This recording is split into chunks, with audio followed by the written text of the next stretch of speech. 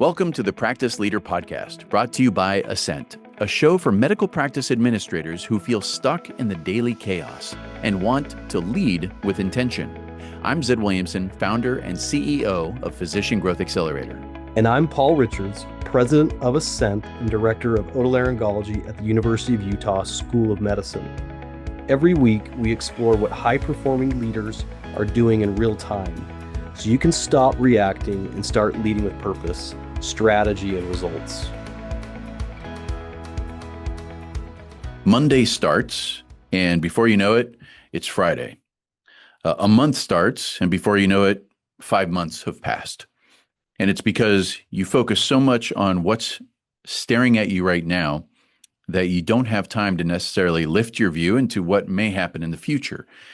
And the problem is, we don't want to be in a position where we actually get caught by something that can be very detrimental. And that's why we're speaking with our guest today, Sarah Wimberley. Sarah is an upcoming speaker at the Ascent Conference. Sarah, so glad to have you. Great. Thank you so much. I appreciate it. Absolutely. So I want to kind of set the stage. I know your conference topic is about the idea of AI and how we use it within the practice and we use it the right way. But what is it that people right now potentially are unaware of that's going on in their practice that makes you think of this concept of, gosh, I hope we don't get caught with this in the future? Yeah, it's definitely can feel like a mountain in no way, shape, or in a big way. I think I guess a meaningful moment perhaps now is keeping the human in the loop. It can absolutely, AI, can feel really overwhelming in a lot of ways. And especially in the healthcare space, which is highly regulated, even more so if you're in the Medicare space or the Medicaid space. And sometimes AI can feel like it's shortcuts. Sometimes it can feel like it's incredibly overwhelming because you don't necessarily know where to start. But hopefully, through the course of our conversation today, we can kind of give folks a little bit of insight so they have a better kind of maybe starting point in kind of tackling that with confidence. Yeah, where do you typically see people have the most curiosity? Where is it where they know enough that it's actually holding them back because it's not enough for them to take action? Right. Sometimes we can get a little too overconfident with chatbots and over rely on them, where we either are completely afraid of them, so we don't use them at all, and we're continuing to do things, kind of old fashioned, manual, paper even, or we go all in where we're using AI for every little thing. And really there's a fine balance there. There's absolutely processes and circumstances where AI doesn't always make sense. And it's more of a, AI assisted mode where there's things that should be automated, processes that could be improved. But there still needs to be that human in the loop. Whether you go all in with kind of more of a full automation perspective, or you pick and choose processes that maybe make more sense to give really staff at the end of the day more time back, doing less admin work and doing more patient care. Paul, I'm curious from your perspective, being in your position, how have you witnessed the AI conversation pop up? Is it something that pops up every once in a while and we got to figure out how to use this? Is it an avoidance? What are you seeing? So yeah, I'm an academic medicine, and so it seems like the private practices have adopted this earlier, and then all the academic providers hear about it, and they're like, my colleague just brings their phone in, sets it in the room, and they don't have to dictate or do any notes after their visits, and we want this. And so finally it's arrived on the academic scene. And so with patient care, obviously with like administrative stuff, it's all there. But what I've been hearing lately is you've got to be very careful about HIPAA and compliance, and like even the stuff that we've been using may not be HIPAA compliant, and speaking people's names or their cases or putting images into it. Like we potentially could be breaching a lot of rules, and it's going into a cloud. then who owns that private information? So we've it's like, oh wait, hold on, now we're hitting like another roadblock. And so I'm curious kind of what's going on there, Sarah, or what you're hearing. Yeah, I mean, the AI assisted clinical documentation kind of use case in a way, I think is a great opportunity for clinicians to get some of that time back, right? And leveraging a AI tool is, a huge time saver, but there definitely needs to be due diligence there at a broader practice level. And even from an industry perspective, where industry leaders are partnering with the big tech companies to get the HIPAA approval, to your point, in their, the proverbial cloud, right? And really doing some due diligence there to make sure that the data is being organized in a way that can be used later by the practices for even something as, seemingly simple as quality reporting or care coordination, down the road. At face value, it absolutely seems like, okay, I'm just going to record this conversation, use, some one of the many AI bots to give me a summary and action items and broad bullet points kind of thing. But it absolutely does open up the opportunity for even missummarization, right? I mean, AI makes mistakes. So the human in the loop still needs to review that summary, make sure in real time, even review it right after the fact and make sure that the summary was accurate. And from a data sharing perspective, HIPAA protection perspective, I think there does need to be a broad understanding by the practice and by the physicians, and then confidence and trust in that to be able to explain to a patient, who might ask, like, okay, your phone is out. What are you recording? Why are you recording this? Where's it going? Where's my data going? And I would expect those conversations and those questions to pop up a lot more in the near future, if they aren't already in those kinds of office visits. Admittedly, for myself, I haven't had any providers, at least that have disclosed that they've knowingly recorded, appointments and things like that to create those sorts of AI-based summaries. But I think it's a good opportunity to streamline and get that time back. But there absolutely are kind of, the other flip of the coin there is that there's kind of some challenges that do need to be worked through, at least to build that trust and make sure that everyone's on the same page and kind of build that, maybe even a base layer of AI literacy, so that, when there are questions and concerns that might pop up from team members or peer providers or even patients and caregivers, there's some good talking points that everyone can be confident in sharing to give people some trust in the system, that their data is not going to be shared back with the AI or used in any other sort of unintended ways, right? And it's really just going to be used within the bubble of creating a summary of the appointment from a clinician documentation and notes perspective. Yeah. The latest thing I heard was, so we use Teams. I don't endorse, I have no disclosures. I'm not endorsing any product, but we use Teams. It's built into our IT email. And so we'll record our meetings through Teams. And the latest thing I heard was Teams is not compliant, HIPAA compliant, it's just the base level. And so I'm thinking, like, not even just healthcare, but like if you're in a meeting and you're recording, you're doing minutes, and you're talking about a staff member or an employee who's going on maternity leave or has a health issue or has some sort of any health matter, and you're talking about it in a small group, well, they're going on this and and you're recording that, and then it goes to the cloud. You are not HIPAA compliant because that information is now in the cloud. And I'm like, oh my gosh. Yeah, that's definitely a challenge. Teams can be HIPAA compliant if there's a BAA in place between your organization and Microsoft's, the mothership. But out of the box, you're right. It's not HIPAA compliant if you're just, kind of have a, kind of out of the box implementation from that perspective. It can get there, but there's, extra due diligence that maybe practices without supply chain teams and, extensive knowledge in this space.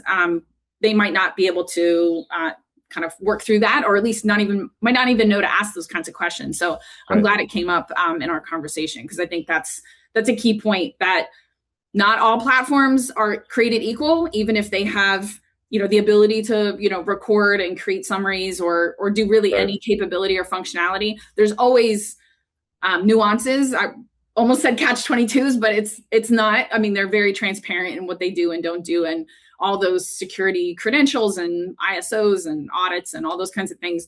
A lot of tech companies are very transparent about those kinds of things, including Microsoft. So it's not necessarily something that's hidden by any means, but unless you're in the technology space or in the data space and you're actively looking for these checks and balances from a procurement or tech sourcing perspective, it might not be top of mind when you're looking for a solution to support your practice or your organization, do any sort of AI capabilities. I'm curious, what do you hear people are most surprised by when you break a misconception of theirs? So someone believes something, it turns out it's a misconception. And what comes up the most, and what's the most surprising? I guess maybe the most surprising is that, and I'm sure it's a very common phrase that everyone hears, and it's kind of like, it's the way we've always done things, sort of, not mentality per se, but the way we've always done things kind of response. And usually the data is kind of the arrow that kind of helps break that assumption in a lot of ways, where yes, maybe that process, maybe that approach worked, months ago, weeks ago, years ago, but it's not necessarily, appropriate anymore. Doesn't make sense anymore when you start to put AI in pieces or replace workflows in that way, or it might not even be a compliant solution at this point. So it's, I guess what's good is AI is challenging that in a lot of ways. People are very motivated and interested in trying to find opportunities for AI to make their lives easier, simpler, faster, and all of those sorts of things. But we can use data to see where we are current state and whether or not AI actually makes sense to improve the situation, move the needle from, whatever sort of metric you might be measuring yourself and that process against, and then continue to measure that so we can really validate whether or not AI makes sense in that process. But yeah, usually the way we've always done things kind of assumption is admittedly kind of an easy one to challenge, because the data will back it up or it won't back it up. And there's really, it's tough to argue with data when it comes down to it. On the other side of that, the people who are going down a path and they're open to doing something that's a change, what have you seen be the most impactful for practices when they have adopted something in the appropriate way and put the checks and balances in? What is the business outcome that people are surprised by on the positive side? I'd probably say the business outcome that people are most surprised by is that and maybe it's not a 100% positive thing, but I guess the surprise is that it's not always an immediate cost savings, perhaps, and it's absolutely a long game. So there might be, a year one actual increase in cost investment to get the right tools in, get appropriate training for everybody. So there might be, a slight spike, which isn't always a positive thing, right, from a P&L perspective. But we're in it for the long game, and over time, if you're making the right investments in technology, whether it's AI or not, you're improving processes and workflows and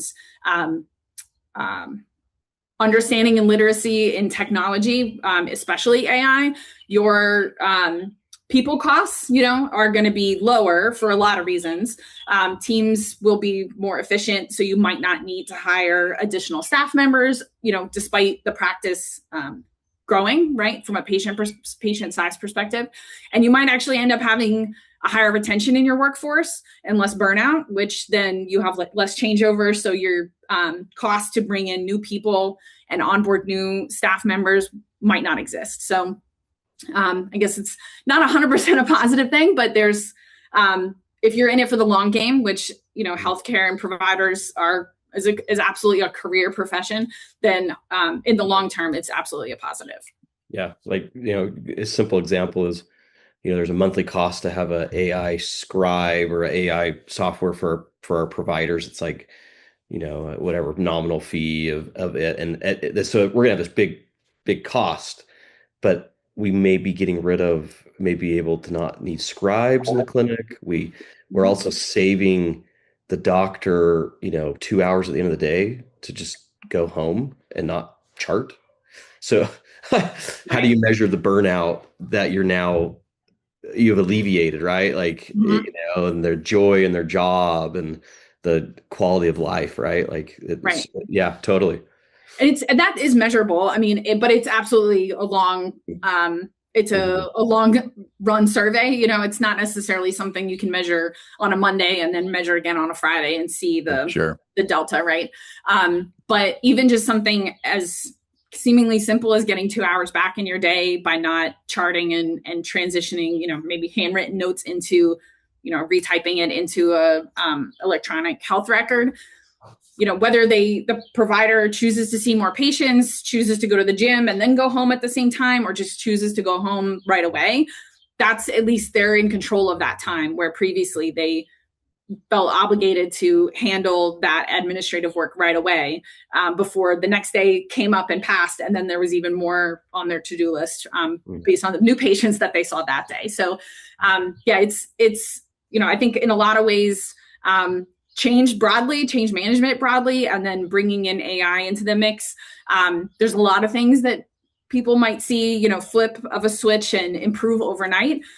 But it's really, I think, the slow and steady pace of implementation, especially with AI, that gives kind of a good balancing with people, process, and technology, kind of in a broad way, to make sure that it's sustainable and it's affordable for practices regardless of size. And then it's really something that sticks, whether it's the clinician or staff, to make sure that the time invested is invested in the right ways for the right reasons. And it's not necessarily something that people are kind of trying out for a little bit and then ditching and going back to the way they used to work. Yeah, I think there's also what we've come across recently is sometimes technology or the option of an idea makes sense from a business perspective. And the focus can be so much on that we launch towards something. But what I've found in healthcare is if you do something that benefits the business but makes it worse for the patient, it wasn't worth it. The lens to look through is, are we doing this because in the end it actually benefits the patient? And if the answer to that is yes, rock and roll. If it's the other way around, you might be excited about some cool technology that's going to cause you harm later. I don't know if that seems off base or anything.